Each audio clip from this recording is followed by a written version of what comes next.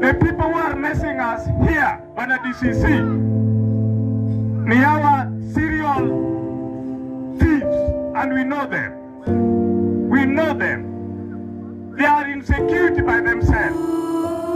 Wale wanaleta shida hapa Kasipul, si watu ya Kasipul. Wengine wanatoka Migori, wengine wanatoka Kisumu, wanakodeshwa kukuja.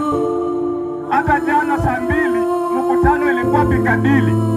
Former MCA moja hapa na mtu anaitwa Ongati alisema wanangoja mkutano ile nitakuwa plain police from outside Kasipul iwekwe, and that's why I want to speak, iwekwe. Alafu youth iwe hired from Kisumu wakuje waanza kuleta chaos ndio nipigwe risasi. That's a fact. I want to tell my people. Nyinyi ukisikia nimewawa, nimesema. Na siku hiyo nikiwawa, Kasipul itakuwa tena. Na siwezi nikawawa kwa sababu natembea na Biblia kwa simu.